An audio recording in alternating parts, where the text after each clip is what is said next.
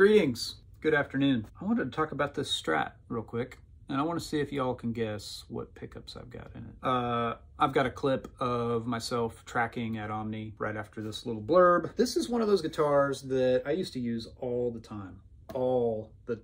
And then I got my Jazzmaster and I kind of stopped taking my Strat around to sessions. The Jazzmaster kind of replaced it. Even though they don't overlap a lot, it just became my Fender with a wang bar I would take to sessions. I've recently come back to this. I took it to a record I was working on, a 2-day project where we were playing some really cool stuff like old school Doobie Brothers, some old blues, some kind of pop funk like Daft Punk, you know, where you've got the real super clean, direct Strat sounds. There was some funky Strat parts with like a chorus effect that I was using. And I just sort of rediscovered the guitar. And I realized how great of a guitar it is. So I just want to talk about it for a minute. This is a Senn Fullerton. It's Jeff's take on a Strat. And this is an alder body, the two-tone burst. Two-tone burst is like a late 50s, you know. Fender went to a 3-tone burst where there's like a stripe of red around in the 60s. I originally had a maple neck on this, and that sounded awesome. And I've still got the neck. I want to switch it out at some point and just see if I still like the way it sounded with the maple neck. But I had Jeff build this rosewood slab board. You see the way that the rosewood is mated to the maple, that's a slab, okay? A laminate board, on the other hand, it is radiused. The rosewood is laminated over the maple, and the maple is already radiused the way the fretboard is radiused. So the big telltale sign for a laminate board is that this is curved. And you can see that the two pieces, the rosewood and the maple, are mated in a curved way that follows the radius of the board. And they're usually thinner. So the slab is usually a little thicker, like this. So anyway, Fender started doing rosewood slab boards in the late 50s when they put rosewood on Strats. I want to say it was 58 or 59, something like that. And they ran them that way for a couple years. And then they went to a laminate board. So if you've got a two-tone Strat with a laminate board, it's kind of a 59 thing. So I consider this guitar like a 59, you know, Jeff's version of a 59. And so I've got these Strat pickups in it. They're not what came in it. So if that throws you off, throws your guess off, I'm sorry. And I also have the Suhr backplate system, which we've got it dialed in to do the most hum canceling on the bridge pickup, but it still brings the noise floor down quite a bit on the neck pickup. And you'll see in this video where I use it that I think I'm on the neck pickup the whole time. And there's a bit of a noise floor, but you know, I'm using a volume pedal. I'm playing slide 95% of the time. I think I actually fret a few notes in the part. I just rediscovered this guitar and how much I love it. I grew up on a Strat. It was my very first electric guitar was a Squire Strat that my dad found at a garage sale. It just feels like home. Even though I've gone way in other directions, you know, playing Tellys, playing Les Pauls, 335s, SGs, Gretches. Every time I pick up a Strat, I'm like, oh, I remember this. It feels like home. So anyway, enjoy that clip and tell me in the comments what you think I'm using. See ya. Slide pass, Morgan Fuzz, RC booster, little spring reverb from the Eventide.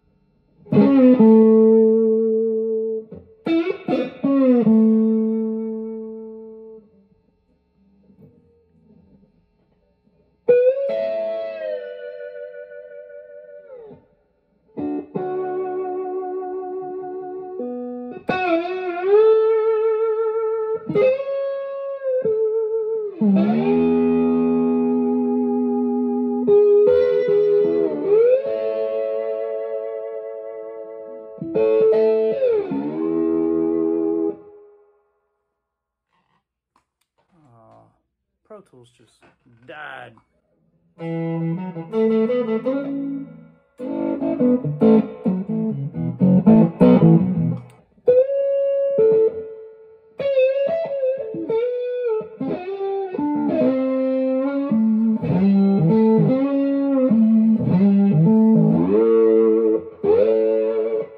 Okay, back into the bridge.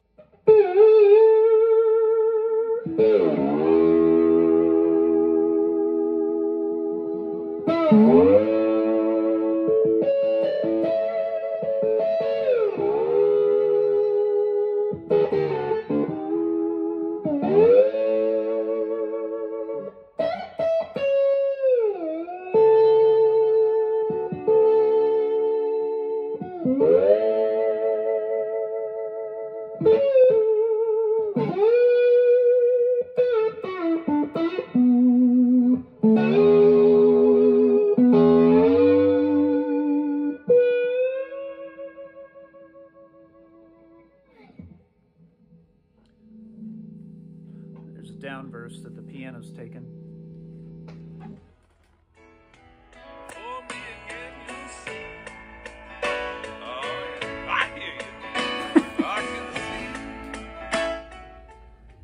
Producer's singing the scratch, and it's pretty funny.